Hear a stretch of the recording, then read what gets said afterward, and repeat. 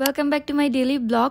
আজ যাচ্ছি ইফতারের দাওয়াতে, কোনটা রেখে কোনটা পরবো, সবগুলো জুয়েলারি এত সুন্দর, কোথা থেকে নিলাম সিক্রেট তোমাদের সঙ্গে আজকে শেয়ার করবো। আসসালামু আলাইকুম, hello everyone, this is Silvi and I am from SRS stories. I hope you all are doing good. এই দিন রমজান মাসের সেকেন্ড ফ্রাইডে ছিল, আর আজ হচ্ছে আমাদের একটি ইফতারের দাওয়াত আছে, সেটা হচ্ছে রিফাতের মামা বাড়ি। আর আজ সকালেই আমার কাছে ফ্লোলেস প্রিটি অ্যাপ থেকে কিছু পার্সেল আসে, খুলে তো আমি একদমই অবাক, এত সুন্দর সুন্দর জুয়েলারি এখানে। আমি তো চিন্তায় পড়ে গেলাম যে আজ কোনটা রেখে কোনটা পরবো। এত সুন্দর সুন্দর কানের দুল, রিং, ব্রেসলেট, আরো কত কিছু। প্রতিটি খুবই সিম্পলের মধ্যে গর্জিয়াস ছিল, এটাও ওভারওয়েট ছিল না, খুবই হালকা এবং কমফোর্টেবল ছিল। দাওয়াতে যাওয়ার জন্য তো বেস্ট। ইভেন্ট, ভার্সিটি, অফিস, যেখানে মন চায় সেখানে পরা যাবে এগুলি। ইভেন্ট ফেস্টিভ লুকের জন্য পারফেক্ট, ঈদ পার্টি বা যে কোনো বিশেষ দিনের জন্য এগুলো ক্যারি করতে পারবেন। প্রতিটি খুবই প্রিমিয়াম কোয়ালিটি এবং কালার গ্যারান্টি, ট্রেন্ডি ও স্টাইলিশ ডিজাইন, যে কোনো সাজের সাথে পারফেক্ট ম্যাচ।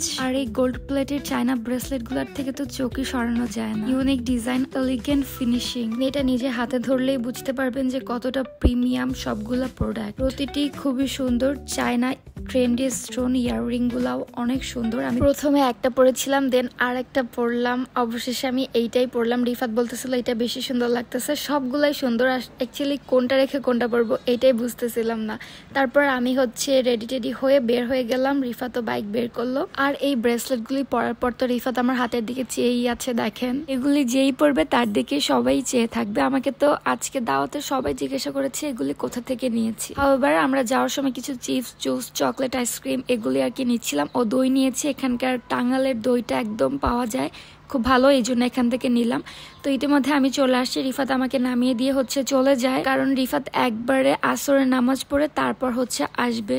পিছনে রিফাতের মামাতো বোন বসা, ও লজ্জা পাচ্ছিল, ওকে বলতেছিলাম হাই দেওয়ার জন্য।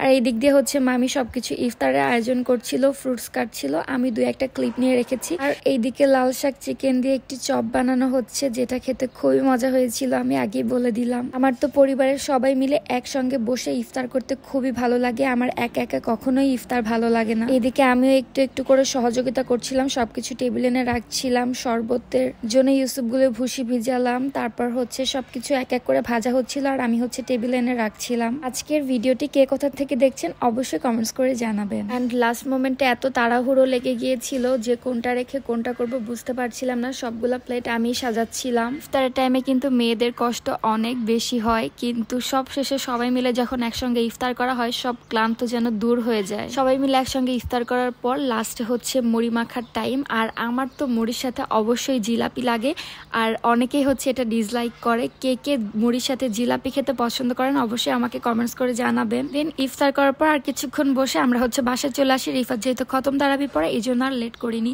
এই তো আজকে ভিডিও এই পর্যন্তই। Thanks for watching, bye bye.